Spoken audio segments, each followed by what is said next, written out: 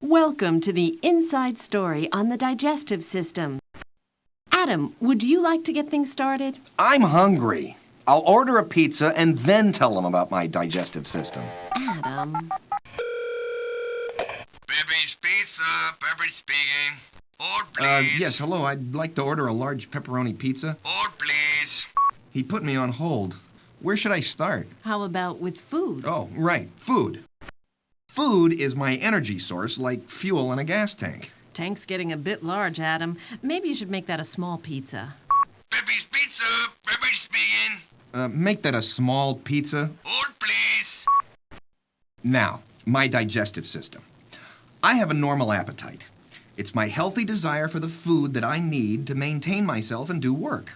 My basic digestive strategy is to take the food that I eat, break it down into simple substances that my body can use, and get them into my blood. From there, nutrients travel to my brain, heart, liver, muscles, and other organs, all of which require energy. I actually have a special region in my brain that sends me signals letting me know that I'm hungry and should eat.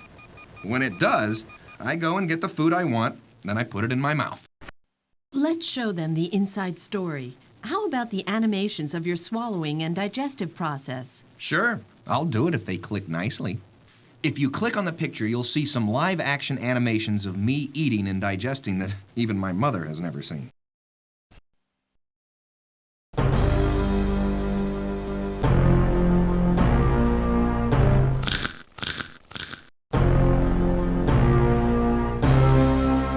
You can see just from looking at this picture of my brain how open-minded I am about what I eat. I use my teeth to grind and chop up my food into tiny pieces, while the glands in my mouth moisten the food with saliva.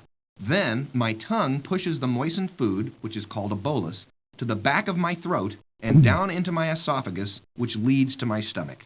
For you real digestive voyeurs, Ooh la la. here it is again, step by step. This celery is terrible. But it's good for you. Can you guys draw me a brownie instead? Adam. First, my tongue pushes food into my throat. Of course, if you have little children, like our nephew, then you know that a tongue can just as easily push the food back out of the mouth and onto a good tie. Now, Adam, just continue with the digestive process. Okay. There's my epiglottis. It's an important small flap of tissue. In the second stage of swallowing, it folds over my voice box at the entrance to my windpipe. That way, food doesn't go down the wrong way. In the final stage, my esophagus contracts and moves food toward my stomach. Adam. Excuse me. Tell them about the time you were eating some celery at a cocktail party and you were laughing so hard at your own joke that you started to choke. Well, golly gee, thanks for that impersonal reminder. Adam, to see what happens when food takes the wrong path, click on the picture. Don't tell me to click on the picture, tell them.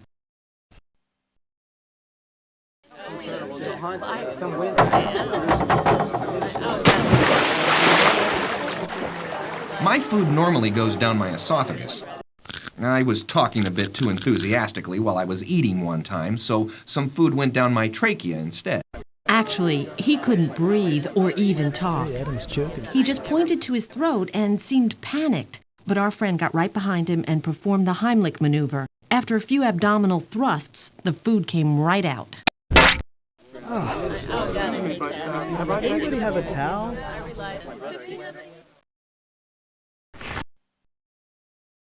The Heimlich maneuver is a technique that can help save the life of a choking victim. In some choking cases, a foreign body may partially or completely block the airway. With complete airway blockage, the victim is unable to speak, breathe, or cough, and he may clutch his neck between his thumb and fingers. Recognize this as a universal distress sign for choking. If someone is conscious and choking, ask him if he is choking. Are you choking? If the victim cannot cough or speak in response, you may assume a complete airway blockage. Your next action is to perform the abdominal thrust known as the Heimlich maneuver. This procedure is designed to create an artificial cough which will expel the foreign body from the airway. Stand behind him and wrap your arms around his waist, making a fist with one hand. Place the thumb side of your fist against the middle of the victim's abdomen, slightly above the navel and well below the tip of his sternum.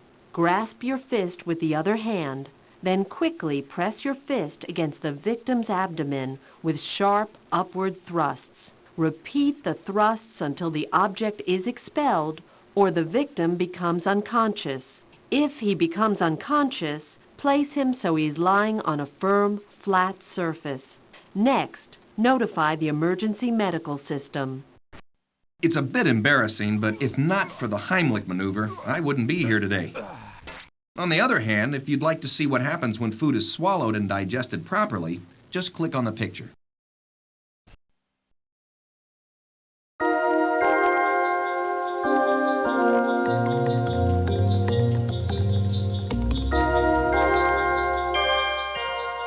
My stomach churns my food and breaks it down with hydrochloric acid and an enzyme called pepsin. Here comes the celery I just ate. And they're coming around the greater curve. There's celery by a head, banana coming up through the bunch. This is hard enough to swallow without you calling the clubhouse turn. I think it's more like a club sandwich turn. Oh, boy. The food that I eat remains in my stomach for several hours. Once it leaves, it goes to my duodenum, the first part of my small intestine. Here, I use digestive bile from my gallbladder and enzymes from my pancreas to break it down some more.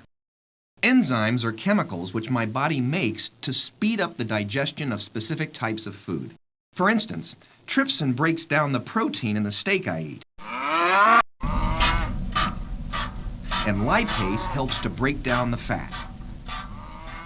Human beings don't have enzymes to break down certain plant fibers, which is why we can't digest them. There's also an enzyme called lactase that breaks down the sugar in milk. Like many other adults, Adam doesn't make that enzyme anymore. So when he eats ice cream or yogurt, his digestive system gets bloated, expels gas, and makes noises like a marching band. Thank you so much. Welcome. Anyway, once everything is broken down, I can absorb the nutrients that I need using about 20 feet of intestinal plumbing. From there, the nutrients go into my bloodstream and to my liver, where poisons are removed. Undigested food and water continue through my small intestine and go into my large intestine, where the water is reabsorbed. Then, at the end of the line, I ship out a waste product that I imagine you're all pretty familiar with.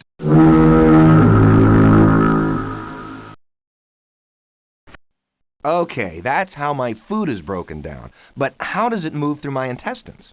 Click on the picture to find out.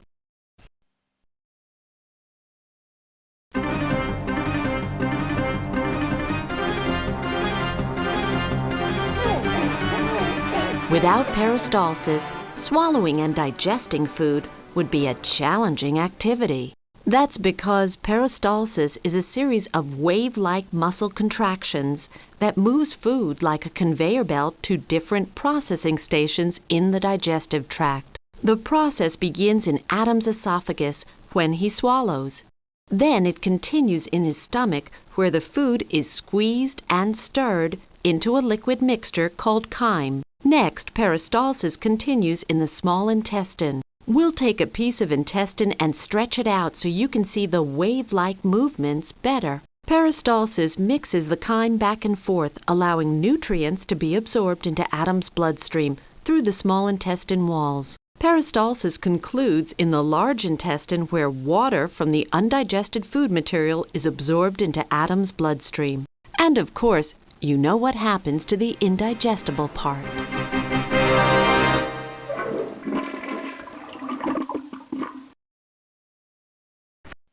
Don't you want to tell them what happens when water isn't reabsorbed in the large intestine? Remember that time we went camping in the mountains and you drank some water straight from the lake without filtering it? I think that these people can figure that one out for themselves. Oh. You know, I've been on hold for this pizza for a long time. I wonder if they forgot about me. Pepe's Pizza, Pepe speaking. Where's my pizza? He's on the way, senor. Thank you.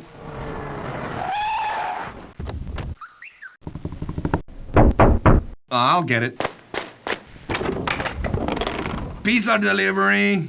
Now that's service. Didn't I just speak to you on the, Well, never mind. Thank you for choosing Pepe's. Have a nice day.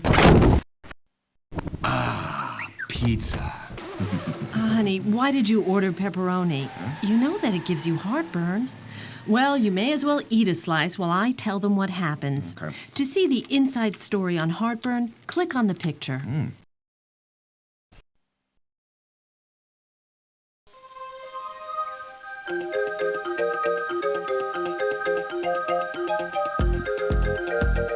The last time Adam ate pepperoni, he had heartburn for hours. Actually, heartburn really has nothing to do with the heart itself. It's a pain in the chest and a burning in the esophagus, which just happens to be pretty close to where the heart is located. Here goes the pizza. It's passing from his mouth to his esophagus and on to his stomach. The junction between his stomach and esophagus normally keeps his food and stomach acid from coming back up on him. Certain foods may affect the junction, making it less effective. That's how trouble begins. Adam's stomach produces hydrochloric acid to digest his food. Adam's stomach has a mucus lining that protects it from hydrochloric acid, but his esophagus does not. Sometimes food and stomach acid regurgitate into his esophagus, causing a burning feeling. This feeling is known as heartburn. Antacids relieve heartburn by making stomach acid less acidic. As I recall, it took quite a few antacid tablets to make Adam feel better.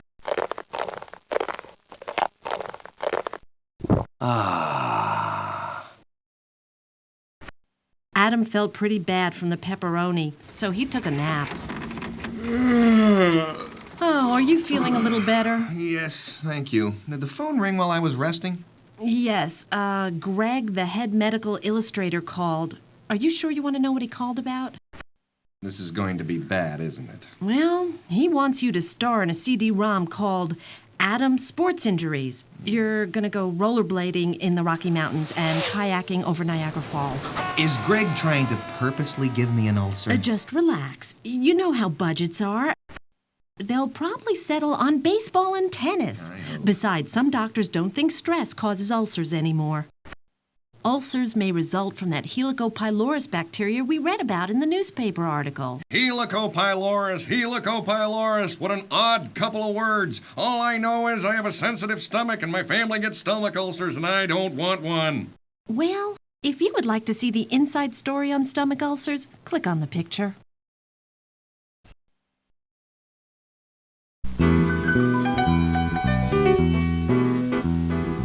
You really can't judge the health of my stomach from the outside, even with my fabulous torso. Ooh, baby. And now for a really, really great shoe, an illustrated interpretation of stomach ulcer pain.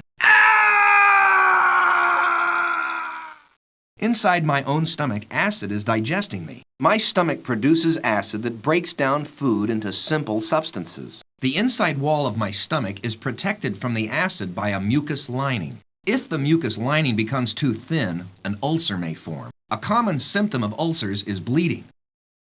On rare occasions, an ulcer will completely erode the stomach wall. Some researchers believe that ulcers are caused by bacteria, not stress. Antibiotics may be used to control the bacteria believed to cause ulcers.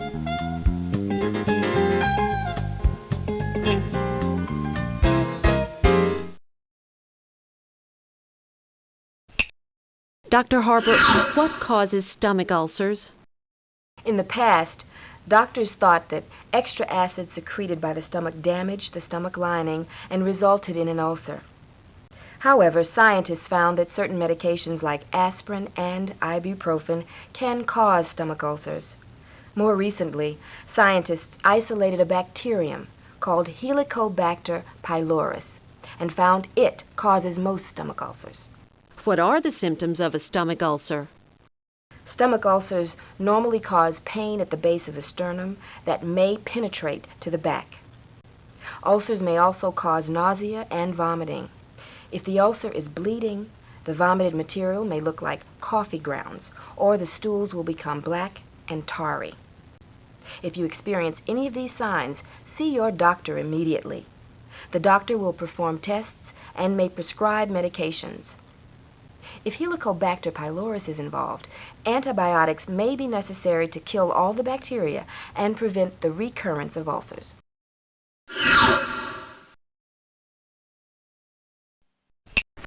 There's nothing to worry about, Adam. You just have a little gastritis. Is there anything else you want to add about the digestive system before we leave? Well, maybe just an appendix about my appendix. You know, it reminds me a bit of your brother. It's long, thin, and hollow, and nobody knows exactly what its function is. Let's be fair, okay? Okay, you're right.